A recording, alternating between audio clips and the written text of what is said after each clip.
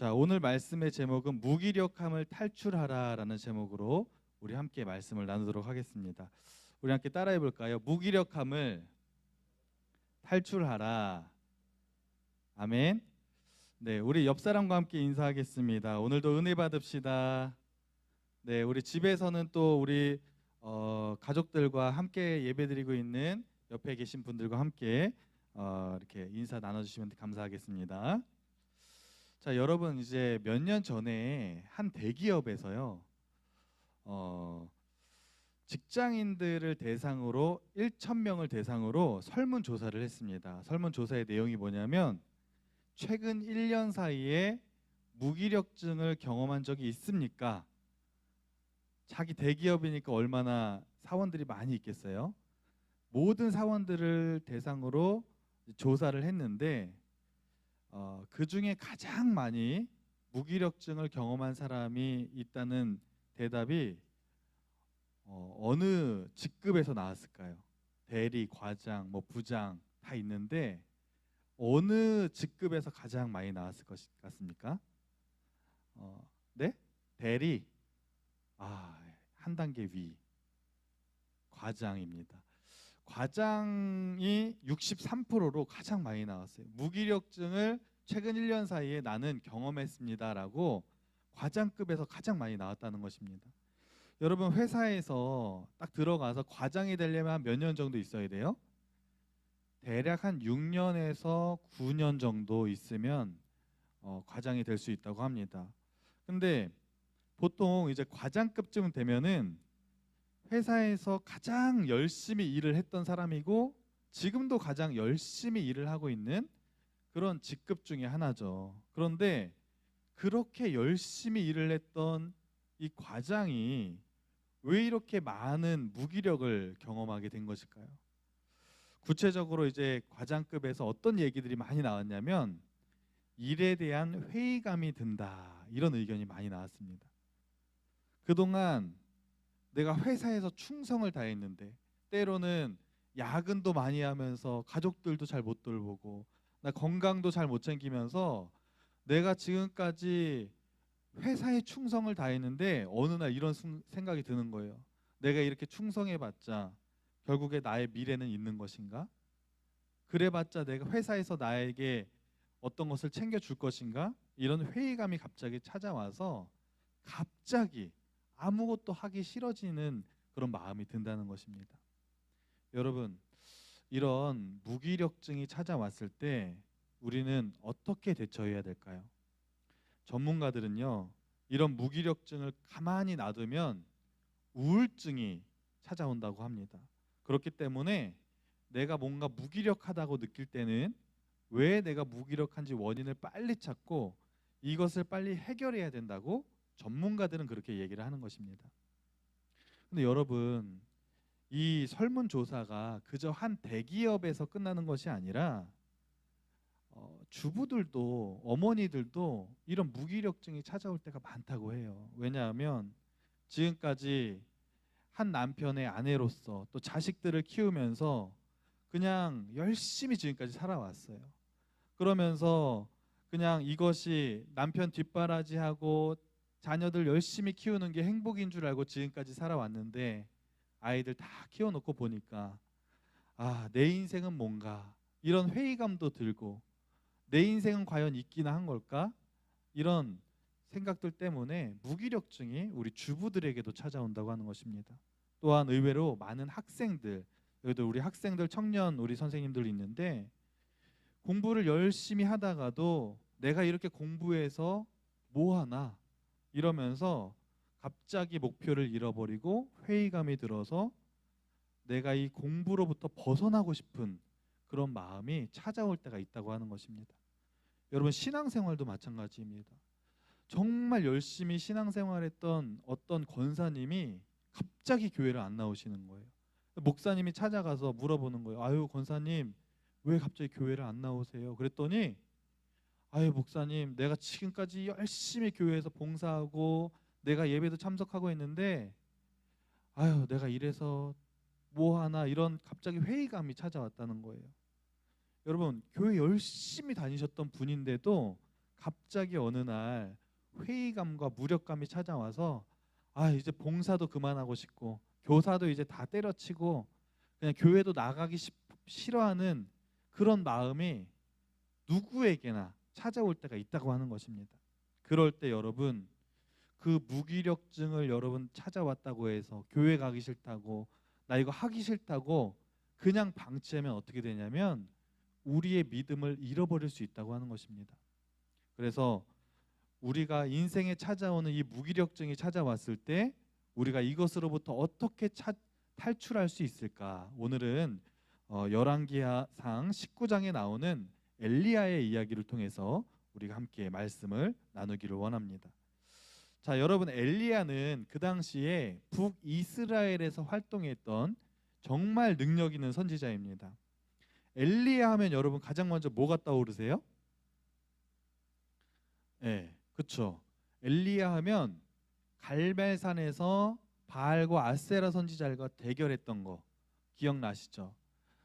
엘리야 선지자가 어느 날 하나님께서 엘리야 선지자를 부르셔서 명령하십니다. 갈멜산에 가서 내가 명령하는 대로 행하라. 그래서 거기에서 바알과 아세라 선지자가 무려 850명이 있었습니다. 대결을 했어요. 대결 종목은 뭐냐? 각자의 신에게 기도해서 하늘에 불이 내려오는 신이 진짜 신이다. 그래서 바알과 아세라 선지자들이 먼저 아침부터 열심히 저녁까지 기도하죠. 그런데 불이 내려왔어요? 안 내려왔어요? 안 내려오죠. 그래서 엘리야가 그때 다 바알과 아세라 선지자들을 다 나오라 그런 다음에 하나님 앞에 단 한 번 딱 기도했더니 하늘에서 불이 내려오는 역사가 나타난 줄로 믿습니다. 여러분, 그래서 엘리야가 살아계신 하나님을요, 그 갈멜산에서 바알과 아세라 선지자뿐만 아니라 그것을 구경하고 있는 많은 백성들이 있었습니다. 하나님의 살아계심을 증거했습니다. 그리고 나서 3년 6개월 동안 비가 내리지 않았는데 엘리야가 하나님 앞에 기도했더니 비가 내리는 놀라운 역사도 일어났습니다. 그런데 이 모든 역사를 지켜보고 있던 아합 왕이, 자기가 이제 섬기는 아합 왕은 바알과 아세라 선지자를 섬겼거든요. 850명이 죽어서 너무 화도 나고 했지만 비가 이제 그친 거에 대한 위로를 얻고 이제 왕궁으로 돌아갑니다. 왕궁에 누가 있었냐? 아주 괴팍하고 아주 잔인한 여인 이세벨 왕비가 있었습니다. 근데 이 이세벨 왕비가 아합 왕에게 물어보는 거예요. 어떤 일이 있었습니까? 물어봤더니 아합 왕이 갈멜산에서 바알과 아세라 선지자가 다 이제 불이 내려오지 않아서 다 거기서 처형을 당해서 죽었다는 얘기를 하고 이런 얘기들을 쭉 하니까 이세벨 왕비가요, 화가 머리끝까지 난 거예요. 그래서 내가 저 엘리야를 가만히 두지 않을 것이다 그런 다음에 군사를 한 명을 보내가지고요, 엘리야에게 경고합니다. 하루의 시간을 줄 테니까 빨리 도망가시오. 그렇지 않으면 내가 갈기갈기 찢어서 죽여버릴 것이다. 이렇게 협박을 합니다.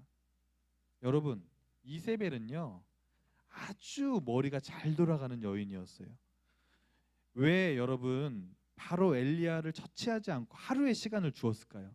그 이유는 이미 갈멜산에서 지금 엘리야가 바알과 아세라 선지자를 물리친 것에 대해서 모든 여론이 엘리야에게 지금 굉장히 유리한 쪽으로 흘러가고 있었습니다. 그런데 거기에서 한 나라의 왕비가 그 선지자를 죽이게 되면 모든 여론이 지금 들끓고 일어날 것을 이세벨 왕비는 그것까지 생각을 한 것입니다. 그래서 일단 하루의 시간을 줬던 거죠. 여러분, 그래서 이제 엘리야가 도망가기 시작합니다. 여러분, 사실 엘리야가 이세벨 왕비의 그 위협을 딱 들었을 때 우리가 기대하는 모습은 뭐예요? 바알과 아세라 선지자와 담대하게 대결했던 것처럼, 아니 누가 나를 위협해? 그러면서 하나님 앞에 기도하면서 이세벨 왕비에게 대항하는 모습을 우리는 상상할 수 있어요. 그런데 그렇게 능력을 행했던 엘리야가요, 이세벨 왕비의 그 위협을 딱 듣는 순간 갑자기 두려움이 크게 밀려와서 너무나 실망스러운 행동을 하는 것입니다. 우리 열왕기상 19장 3절 4절 말씀 우리 다 함께 한번 읽어보겠습니다. 열왕기상 19장 3절 4절 시작. 그가 이 형편을 보고 일어나 자기의 생명을 위해 도망하여 유다에 속한 브엘세바에 이르러 자기의 사환을 그곳에 머물게 하고 자기 자신은 광야로 들어가 하룻길쯤 가서 한 로뎀 나무 아래에 앉아서 자기가 죽기를 원하여 이르되 여호와여 넉넉하오니 지금 내 생명을 거두시옵소서. 나는 내 조상들보다 낫지 못하나이다 하고. 여러분, 엘리야가 이세벨의 위협의 소식을 딱 듣자마자 이것저것 챙기지도 못하고 아주 급하게 자기 부하 한 명을 데리고 도망을 갑니다. 북이스라엘에 살던 이 엘리야 선지자가 저 남쪽 유다로 막 도망을 가기 시작하는 거예요. 어디까지 도망가냐면 남쪽 유다에서도 가장 남쪽에 있는 브엘세바라고 하는 동네로 도망을 갑니다. 거기까지 도망을 가서 그래도 안심이 되지 않는지 하인을 그 옆에 놔두고 광야로 들어갑니다. 광야로 들어가서 아주 끝까지 계속 도망가는 거예요. 도망가고 또 도망가다가 로뎀 나무가 딱 보였습니다. 그 로뎀 나무 아래에서 지쳐서 이제 쉬면서 하나님 앞에 뭐라고 하소연을 하냐면, 하나님, 저 이제 죽고 싶습니다. 제가 스스로 목숨을 끊는 것은 죄가 되니까 하나님, 저를 좀 죽여주십시오. 이렇게 얘기를 하는 것입니다. 여러분, 기도만 하면 막 불이 내려오고, 기도만 하면 3년 6개월 동안 내리지 않던 비가 막 내려오는 놀라운 막 기적의 역사를 행했던 엘리야가요, 지금 어떻게 하고 있어요? 하나님, 저 좀 죽여주십시오라고 모든 것을 다 포기한 채 하나님 앞에 그렇게 한탄하고 있는 모습을 우리가 볼 수 있습니다. 여러분, 왜 이렇게 엘리야는 실망스러운 모습을 보이고 왜 이렇게 갑자기 무기력한 모습에 빠지게 된 것일까요? 그 힌트가 성경에 나와 있습니다. 우리 4절 말씀에 뭐라고 나와 있냐면, 나는 내 조상들보다 낫지 못하나이다 하고 이렇게 말합니다. 뭐라고 말해요? 하나님, 나는 내 조상들보다 낫지 못합니다. 이렇게 얘기하는 거예요. 자기 조상들은 보니까 정말 많은 큰 역사들을 이루어냈는데 엘리야는 가만히 로뎀 나무에 앉아서 생각해 보니까 나는 조상들보다 뭔가 잘 이루어낸 게 없는 것 같은 거예요. 조상들과 나를 비교하는 거죠. 여러분, 우리의 무기력증이 어디에서부터 찾아오냐 하면 그 원인들 중에 하나가 비교하는 거예요. 아, 내 친구 쟤는 참 열심히 믿음 생활도 잘하고 공부도 잘하는데 나는 왜 이러지? 나는 왜 이거밖에 못할까? 내가 아는 누구는 내 자녀는 이렇게, 내 친구의 자녀는 이렇게 잘 되는데 내 자녀는 왜 이렇지? 그러면서 누구와 자꾸 비교하는 모습 속에서 그것으로 인해 실망하고 이러다 보니까 결국 무기력증이 찾아온다고 하는 것입니다. 여러분, 이 비교하는 마음을 다 우리가 떨쳐버려야 될 줄로 믿습니다. 여러분, 엘리야는요, 사실 지금까지 자기에게 맡겨진 사역에 최선을 다했습니다. 그런데 자기가 최선을 다했으면 뭔가 결과가 나타날 줄 알았어요.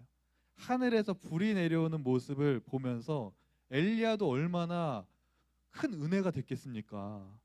사람들도 그 자리에서 불이 내려오는 모습을 보면서 백성들도 환호성을 치면서 살아계신 하나님을 인정했습니다. 그런데 시간이 지나면서 사람들이 변화되지 않는 모습을 보는 거예요.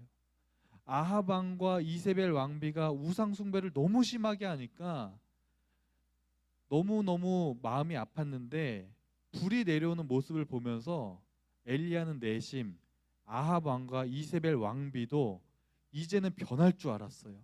그런데 변하기는커녕 더 악하게 자신을 핍박하는 모습을 보면서 자기가 아무리 노력해도 세상이 변하지 않는 그런 현실 앞에서 엘리야가 너무너무 실망한 것입니다.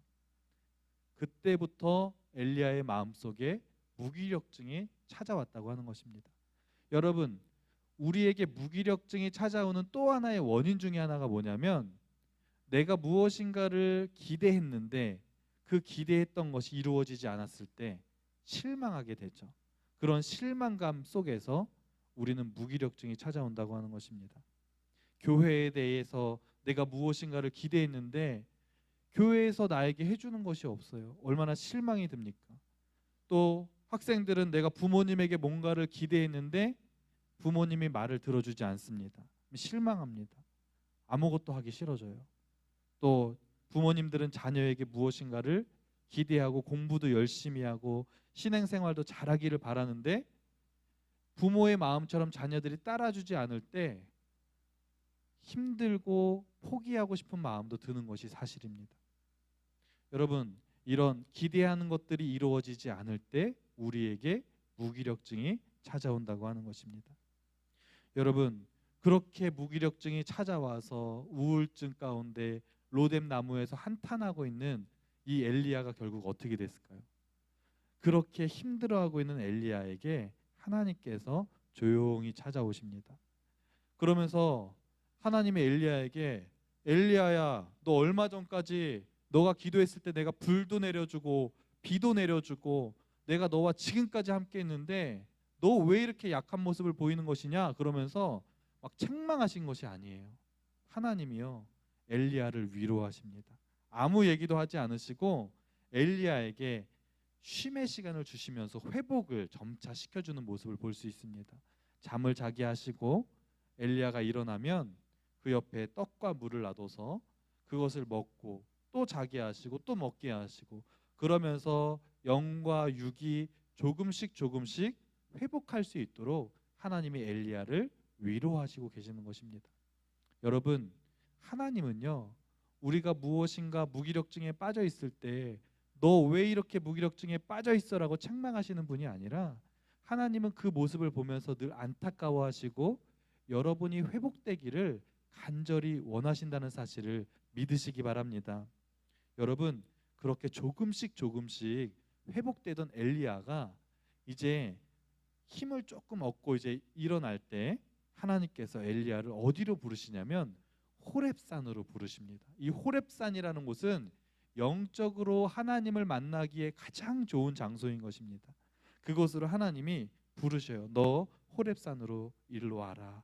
그렇게 말씀하셔서 엘리야가 하나님의 말씀에 순종해서 자리에서 일어나서 하나님을 만나기 위해 호렙산을 향해 걸어가기 시작합니다. 그런데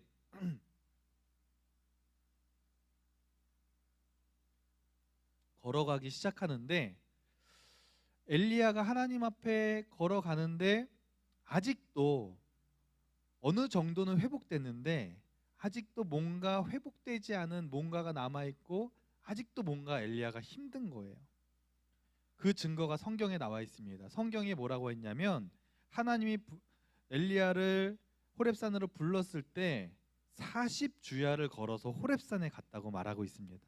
그런데 여러분, 이 광야에서 엘리야가 있는 그 광야에서 호렙산까지는요, 성인 남성이 걸어서 보름이면 갈 수 있는 거리입니다. 15일 정도면 갈 수 있는 거리를 엘리야가 왜 40일이나 걸려서 갔을까요? 그것은 즐겁게 가지 않았다고 하는 것입니다. 가다가 마음에 기쁨과 확신이 없으니까 하루에도 수도 없이 생각하고 또 멈칫거리고 그래서 마지못해 가다 보니까 40일이나 긴 시간이 걸렸다고 하는 것이죠. 어쨌든 엘리야가 이제 호렙산에 도착을 했습니다. 호렙산에 온 엘리야를 하나님이 이제 엘리야를 이제 만져주기 시작하시는데 여러분, 엘리야를 어떻게 만나주시는지 성경에 잘 나와 있습니다. 제가 간단히 설명해드리면 엘리야가 이제 동굴에 들어가 있는데 동굴 밖으로 이렇게 나오게 하십니다. 그런 다음에 갑자기 엘리야에게 어떤 큰 체험을 하게 하시는 거예요. 어떤 체험을 하게 하시냐면 강력한 바람과 지진과 큰 불이 나게 하셔서 그것들을 엘리야에게 보게 하시는 거예요. 봐라, 내가 이렇게 능력의 하나님이다. 내가 이렇게 큰 능력을 행할 수 있는 하나님인데 이런 내가 너와 함께하고 있다는 것을 하나님이 보여주십니다. 여러분, 우리는요, 하나님의 뭔가 놀라운 기적들을 바라보게 되면, 야, 진짜 하나님 살아계시는구나. 막 누가 귀신 들려 있는데 목사님이 가서 막 기도해 줬는데 귀신 들린 사람이 귀신이 나가고 막 회복되는 모습을 봐요. 그러면 우리 어떤 마음 들어요? 야, 진짜 하나님 살아계시구나. 그러면서 하나님이 믿어지죠. 그런데 엘리야는요, 그런 큰 기적의 역사들을 지금 눈앞에서 하나님이 막 사람들을 모아놓고 보여주신 것도 아니고 엘리야 한 사람을 위해서 그런 기적을 딱 베풀어 주셨는데, 엘리야가 그런 모습을 보면서 회복이 안 되는 거예요. 그런 모습을 보면서도 뭔가 회복이 안 되는 거예요. 그런데 그런 놀라운 어떤 큰 이적과 기적을 보여주신 다음에 갑자기 하나님이요, 세미한 음성으로 엘리야를 부르십니다. 이 세미한 음성이 엘리야의 귀 속에 들릴 때, 그때 엘리야가 하나님을 만나고 엘리야에게 진정한 회복이 찾아오게 됩니다. 여러분, 우리는 신앙생활하면서 뭔가 하나님으로부터 큰 기적과 이적을 체험하는 것을 바랄 때가 있습니다. 막 기도하다 방언도 체험하고 싶고, 뭔가 큰 성령도 체험하고 싶고, 뭔가 하나님이 나에게 큰 음성으로 말씀해 주시기를 그런 바라는 마음도 우리가 있지 않습니까? 그런데 여러분, 그런 것만 우리가 바라는 것이 아니라 하나님이 우리에게 정말 세미한 음성으로 들려주시는 그 음성을 들을 때 우리에게 진정한 회복이 일어난다는 사실을 믿으시기 바랍니다. 여러분, 하나님께서 우리에게 세미한 음성으로 말씀하시는데, 하나님이요, 어떻게 말씀하시냐면, 우리가 하나님께서 바람과 같은 아주 잔잔한 음성으로 우리에게 말씀하실 때 예배를 통해서, 기도와 말씀을 통해서 우리에게 말씀하십니다. 그런데 우리가 그 음성을 들을 수 있는 방법 중에 하나는, 그 세미한 음성이라는 것은요, 우리가 하나님 앞에 집중하지 않으면 들을 수 없습니다. 그래서 우리가 하나님 앞에 집중해서 하나님의 음성을 들으려고 노력할 때 하나님께서 여러분에게 말씀하시고, 그 말씀을 들을 때 우리 안에 참된 회복과 은혜가 있게 될 줄로 믿습니다. 결국 우리가 무기력증에서 탈출할 수 있는 방법이 있습니다. 그것은 뭐냐면 아주 간단합니다. 하나님 앞에 우리가 집중하는 거예요. 우리가 예배 시간에 여러분이 찬양할 때도, 또 기도할 때도, 말씀을 들을 때도요, 집중해서 말씀을 듣는 거예요. 이 말씀을 들을 때 하나님이 나의 마음속에 어떤 깨달음을 주실지 계속해서 집중하면서 듣다 보면요, 그 말씀을 듣다가 어느 한 말씀 가운데 내 마음이 뜨거워질 때가 있어요. 그러면서 하나님이 우리에게 위로해 주시고 새 힘을 주실 때가 있습니다. 여러분, 지금 여러분이 신앙생활 하면서 여러 가지 힘들고 어려운 일들 때문에 교회도 나오기 싫고 아무것도 하기 싫고 무기력증이 찾아오신 분이 있습니까? 그러면 여러분이 하던 모든 것들을 잠깐 멈춰놓고 하나님 앞에 한번 집중해 보십시오. 집에서도 다른 거 다 내려놓고 그냥 하나님 앞에 집중하고 묵상하는 거예요. 하나님만을 생각하는 거예요.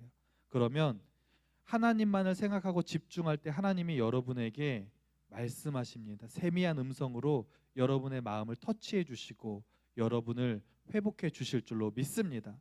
그래서 이번 한 주간도 여러분 시작할 때 모든 무기력증으로부터 탈출하시고 하나님이 주시는 그 음성 들으시고 새 힘을 얻으셔서 한 주간도 승리하시는 우리 모두가 되기를 간절히 소망합니다. 기도하시겠습니다. 하나님, 우리가 인생을 살다 보면 여러 가지 무기력증이 찾아올 때가 있습니다. 인간의 힘으로 해결할 수 없습니다. 하나님께서 우리에게 찾아오셔서 직접 만나주시고 세미한 음성으로 우리에게 들려주셔서 하나님, 우리의 모든 무기력증으로부터 벗어나서 하나님께 존귀하게 쓰임받고 힘차게 신앙생활하며 우리가 이번 한 주간도 승리하는 우리 모두가 될 수 있도록 인도하여 주시옵소서. 이 모든 말씀 예수님의 이름으로 기도합니다. 아멘.